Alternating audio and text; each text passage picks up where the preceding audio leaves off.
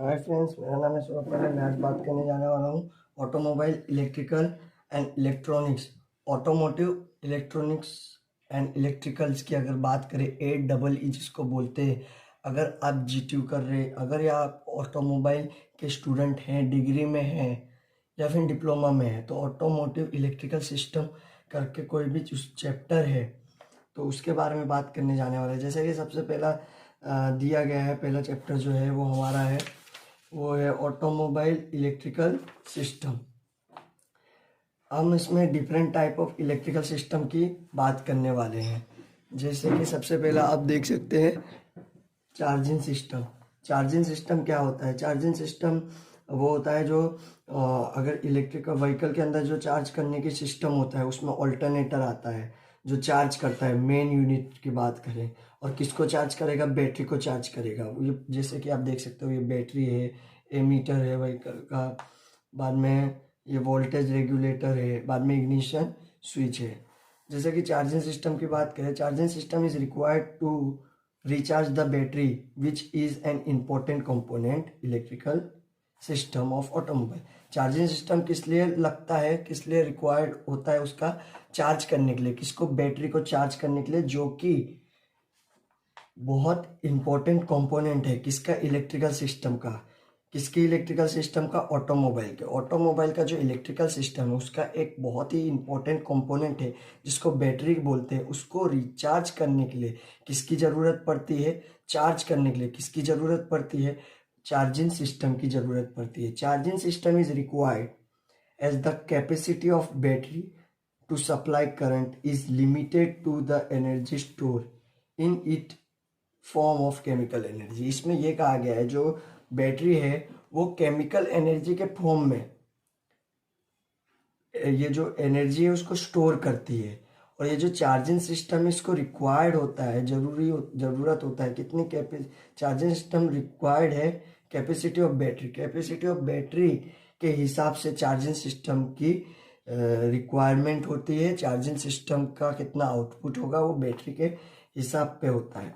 दूसरा, battery supply the current to run the starting motor, various light and horn. Battery को जो current, battery जो है वो क्या करता है? सप्लाई करता है, देता है करंट। किसको देता है? स्टार्टिंग मोटर को देता है, वेरियस लाइट को देता है, हॉर्न को देता है। जो एंटरटेनमेंट पर्पस के लिए जो डिवाइस लगे हुए हैं, जो कंपोनेंट लगे हुए हैं, उन सबको चलने के लिए करंट देता है। कौन देता है? बैटरी देता है। दूसरा आता है इग्निशन सिस्टम। इग्निशन सिस्टम की बात करें तो जो आईसी इंजन है, तो जो आईसी इंजन है, इंटरनल कंबशन जो इंजन है, उनके अंदर अगर हम स्पेशली पेट्रोल इंजन की बात करें तो पेट्रोल इंजन में जो स्पार्क कराना होता है तो उसके लिए करंट की ज़रूरत होती है।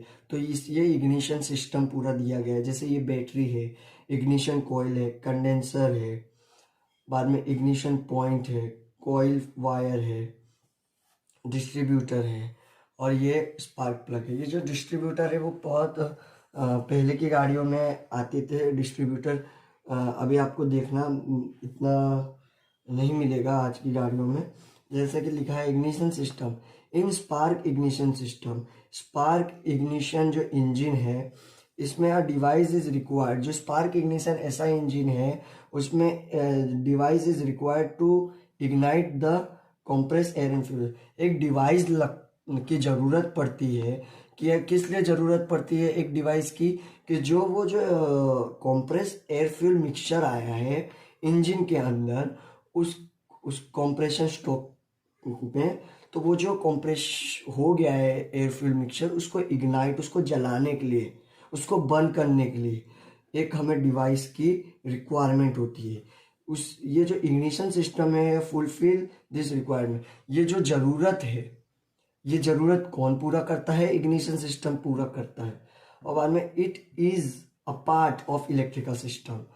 ये क्या है? पार्ट है। किसका? किसका एक भाग है? इलेक्ट्रिकल सिस्टम का भाग है। Which carry the electric current, जो ले जाता है, कैरी करता है इलेक्ट्रिक करंट को, एट अ रिक्वायर्ड वोल्टेज।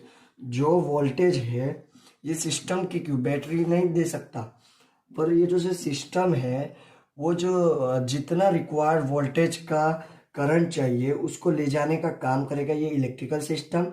जो बैटरी है उसके वोल्टेज को हाई करेगा और स्पार्क प्लग तक ले जाएगा, विच जनरेट, जो स्पार्क प्लग पे जब करंट मिल जाएगा, वोल्टेज मिल जाएगा उस रिक्वायरमेंट का, तो क्या करेगा वो जनरेट करेगा स्पार्क अपने करेक्ट टाइमिंग पे।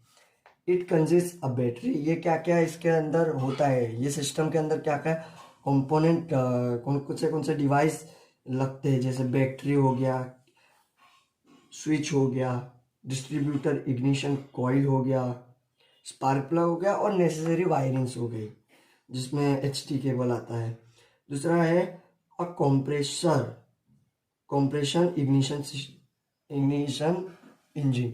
जो IC इंजन होते हैं, जो डीजल इंजन जिसको हम बोल सकते हैं, आज तो मतलब डीजल इंजन जो होता है वो IC इंजन होता है, IC इंजन के अंदर CI इंजन होता है, और जो पेट्रोल इंजन होता है वो SI इंजन होता है। जैसे कि लिखा है diesel engine does not required any ignition system. जैसे डीजल इंजन है इसके अंदर कोई भी इग्निशन सिस्टम की जरूरत नहीं पड़ती। अब नहीं पड़ती तो क्यों नहीं पड़ती, वो लिखा है because self ignition of fuel are air mixture take place. Diesel engine के अंदर जो इग्निशन है वो सेल्फ इग्नाइट हो जाता है, क्योंकि जब कॉम्प्रेशन होता है तो इतना हाई टेम्परेचर पे कॉम्प्रेस होता है, कॉम्प्रेशन रेशियो ज़्यादा होता है पेट्रोल इंजन के मुताबिक। जब भी कॉम्प्रेस करेंगे टेम्परेचर बढ़ेगा और प्रेशर बढ़ेगा, और टेम्परेचर इतना बढ़ जाता है कि वो जो डीजल है वो सेल्फ इग्नाइट हो जाता है। जब भी इंजेक्टर उसको डीजल को इंजेक्ट करेगा तो at high temperature at the end of compressor stroke के एंड पे हाई टेम्परेचर हो जाता है, जिसके वजह से जब फ्यूल इंजेक्टर के द्वारा सिलेंडर के अंदर डाला जाता है तो वो अपने आप ही सेल्फ इग्नाइट हो जाता है। अब इसके बाद हम बात करेंगे स्टार्टिंग सिस्टम की अगर हम बात करें तो स्टार्टिंग सिस्टम में क्या क्या आता है, बैटरी आती है, मैग्नेटिक स्विच आता है, बाद में ignition switch, cable, starter solenoid. अब इसके बारे में बात करें तो starting system of automobile. Starting system किसकी, ऑटोमोबाइल की। ये उपयोग में लाया जाता है टू स्टार्ट, क्या करने के लिए, चालू करने के लिए इंटरनल कंबशन इंजन है उसको स्टार्ट करने के लिए स्टार्टिंग सिस्टम का उपयोग लाया जाता है ऑटोमोबाइल के अंदर। बोथ आईसी के अंदर जो बोथ SI और CI इंजन है can not start by itself, ये खुद चालू नहीं हो सकते। This engine need to be crank. Diesel engine हो या पेट्रोल इंजन हो, दोनों को क्रैंक करवाना पड़ता है, वो खुद चालू नहीं हो सकते। जैसे कि हमने पहले बात की थी, इग्निशन सिस्टम जो होता है वो डीजल इंजन में जरूरी नहीं होता, क्योंकि जो उसमें इग्निशन है जो बर्न होगा वो उसमें सेल्फ हो जाता है, टेम्परेचर हाई होता है।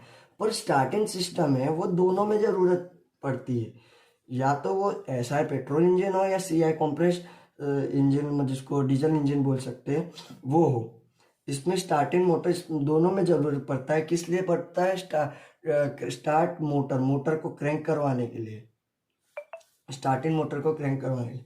This motor is also called, ये जो मोटर है इसको क्या कहा जाता है, स्टार्टिंग या स्टार्टर या क्रैंकिंग मोटर। ये जो मोटर है इसको क्या कहा जाता है, क्रैंकिंग मोटर और स्टार्टर मोटर। दूसरा, क्रैंकिंग ऑफ एनी इंजन, कोई भी इंजन को क्रैंकिंग करेंगे तो उसका मतलब क्या होता है, मीन्स रोटेटिंग इट क्रैंकशाफ्ट, उसके क्रैंकशाफ्ट को रोटेट करना। अब rotation of crankshaft cause the piston of to, जब क्रैंकशाफ्ट को रोटेट करेंगे, उसको घूमेगा स्टार्टर मोटर के द्वारा, तो क्या होगा, वो जो पिस्टन है उसको रेसिप्रोकेटिंग मोशन कराएगा। व्हेन द पिस्टन रेसिप्रोकेट, जब पिस्टन रेसिप्रोकेटिंग मोशन मतलब अप एंड डाउन होंगे तो suction, compression, expansion and exhaust stroke of engine are complete. तब ये जो 4 स्ट्रोक हैं ये कंप्लीट होंगे। दस engine complete it's working cycle. तो जिससे क्या होता है, ये चारों स्ट्रोक जब पूरे हो जाएंगे तो इंजन क्या कर लेगा, अपनी जो वर्किंग साइकिल उसको कंप्लीट कर लेगा एंड इट स्टार्ट रनिंग। वो चलना चालू कर देगा। Starting motor produce necessary torque to rotate the engine wheel. Starting जो मोटर है ये क्या करता है, ये प्रोड्यूस करता है टॉर्क, जितना चाहिए किसको घुमाने के लिए, इंजन व्हील को। इंजन व्हील को हम किस सेंस में देख रहे हैं, क्रैंक शाफ्ट को। क्रैंक इंजन व्हील को, क्रैंक शाफ्ट को रोटेट करने के लिए जितना टॉर्क चाहिए उसकी जरूरत कौन पूरी करेगा, स्टार्टिंग मोटर पूरी करेगा। थ्रू अ सुटेबल गियर, ये जो गियर है वो 1 pinion on motor and another pinion ring gear around wheel. जो क्रैंकशाफ्ट होता है उसके बाजू में फ्लाई व्हील लगा होता है और फ्लाई व्हील के ऊपर तुथ बने होते हैं और वो तुथ के अंदर मैश हो जाता है कौन सा, पिनियन। पिनियन किसका, स्टार्टिंग मोटर का। जब पिनियन मैश हो जाएगा तो उसको रोटेट कराएगा, वही बात किया गया है, जिसके वजह से टॉर्क जनरेट होता है। टॉर्क कैसे, गियर रेशियो को कम करके जो पिनियन है वो 4 बार 5 बार 10 बार घूमेगा, तब एक बार हमारा फ्लाईव्हील घूमेगा। अब दूसरा आता है इलेक्ट्रिकल सिस्टम में लाइटनिंग सिस्टम। लाइटनिंग सिस्टम में बात करें तो vehicle lighting system are extremely important. जो व्हीकल की लाइटनिंग सिस्टम है वो बहुत ही ज़्यादा ज़रूरी है, specifically from road safety consideration. और जो रोड है, जो रास्ते हैं उस पर जब गाड़ियाँ चल रही है तो उनके सेफ्टी के लिए ये जो व्हीकल लाइटनिंग सिस्टम है ये बहुत ही ज़रूरी पड़ जाता है। जैसे कि आप देख सकते हो अभी BS6 आई तो उसमें जो लाइट है वो चालू ही रहेगा। इसका रीज़न क्या है कि चालू करना, रात का समय हो जाए तो चालू करना लोग भूल जाते हैं, तो जिसके वजह से जब सामने से आने वाली गाड़ी की लाइट बंद होगी तो सामने वाले को पता नहीं चलेगा जो गाड़ी है, बाइक है या कार है या क्या है, और उसको अंदाज़ा नहीं लगेगा। और वो 1 वे रोड हो तो उसमें एक्सीडेंट होने का एक्सीडेंट होने का चांस ज़्यादा है। और जो विलेज वाले रास्ते जहाँ लाइट नहीं है रोड्स पे, तो वहाँ पे इसके लिए सेफ्टी पर्पस के लिए ये जो व्हीकल लाइटनिंग सिस्टम है वो बहुत ज़रूरी हो जाती है। If headlight suddenly fail at night, अगर जो हेडलाइट है वो रात को किसी कारण से बंद हो जाती है, फेल हो जाती है at high speed, the result would be catastrophic. मतलब जो रिजल्ट होगा वो एक एक्सीडेंट हो जाएगा, कोलाइजन हो जाएगा, गाड़ियों के बीच में एक अकस्मात हो जाएगा। अगर बात करें तो एक्सीडेंट हो जाएगा। ये पूरा सर्किट बताया है। जैसे right front lamp, right side का जो फ्रंट लैंप है, लेफ्ट साइड का फ्रंट लैंप है, उसमें फ्लैशर है, स्विच है, राइट टर्न इंडिकेटर है, लेफ्ट टर्न इंडिकेटर है, ये इंडिकेटर और पीछे की लाइट, स्विच बता दी, फ्लैशर बता दिया।